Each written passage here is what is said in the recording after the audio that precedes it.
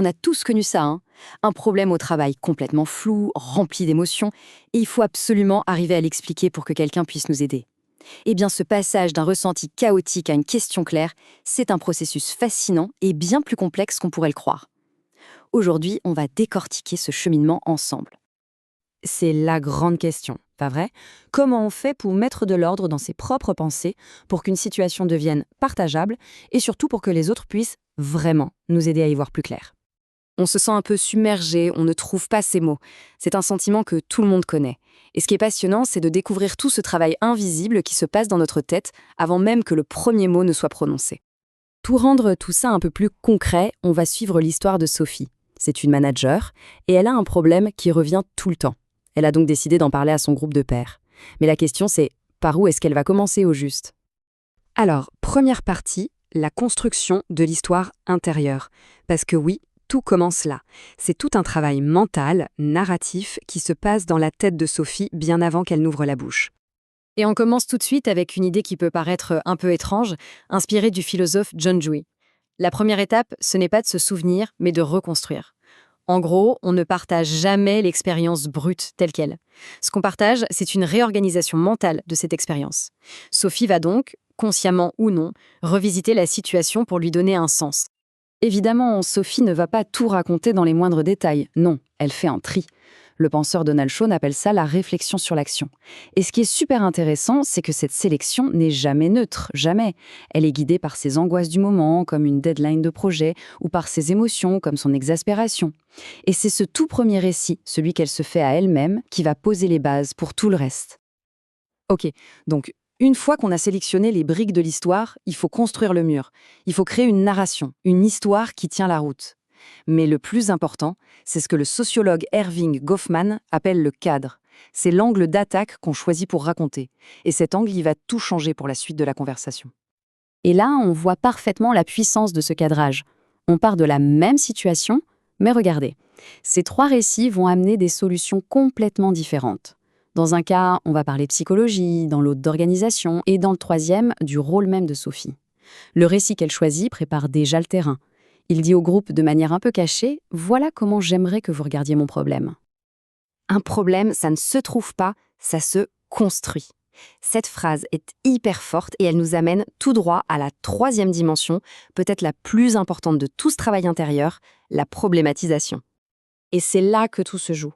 C'est le vrai saut intellectuel. Le fait brut, c'est deux de mes employés se disputent. Mais le problème que Sophie construit, c'est mes outils de management habituels ne marchent plus.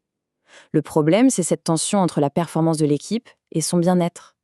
Problématiser, c'est exactement ça. C'est mettre le doigt sur cette tension pour que le groupe puisse enfin s'en emparer et l'aider. Bon, maintenant que Sophie a fait tout ce travail dans sa tête, elle a son histoire, elle a son problème, eh bien il est temps de passer à l'étape suivante, la deuxième grande partie, rendre tout ça public et le présenter au groupe. On a tendance à penser qu'une question, c'est juste une question, une suite de mots. Mais en fait, pas du tout. Des philosophes du langage comme Austin et Searle nous ont montré que c'est beaucoup plus profond. Poser une question, c'est une action, c'est un véritable acte social. Et derrière cet acte, il y a des intentions, souvent cachées. Ici, la différence est limpide.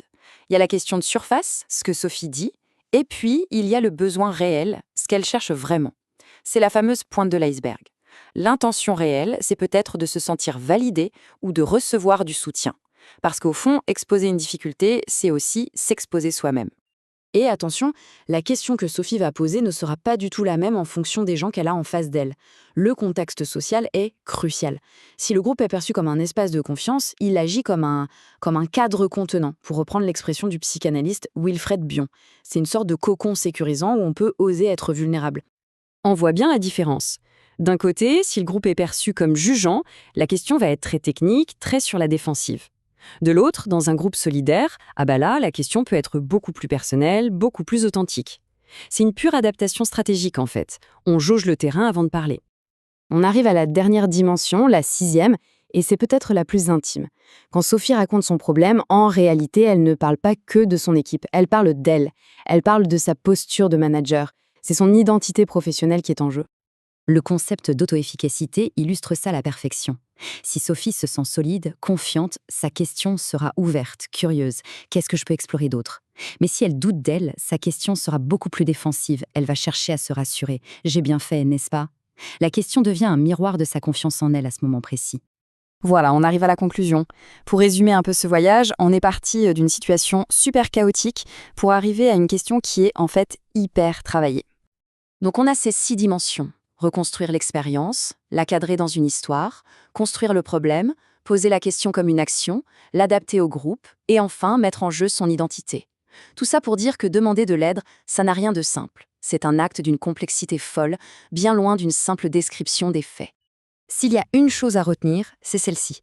Une question, ce n'est pas un miroir de la réalité. C'est un objet qu'on a façonné, qu'on a construit. C'est vraiment la pointe visible d'un iceberg énorme. Un iceberg de réflexion, d'émotion et d'ajustement social. Et tout ça, ça nous laisse avec une dernière interrogation un peu pour la route. Si la question de Sophie est déjà une histoire qu'elle a construite, est-ce que le groupe peut vraiment y répondre? Ou est-ce qu'il va, lui aussi, répondre avec ses propres histoires construites? Finalement, est-ce que c'est le dialogue d'une personne avec un groupe, ou est-ce que c'est plutôt la rencontre fascinante, la collision entre plein d'histoires différentes qui, avec un peu de chance, vont s'enrichir les unes les autres?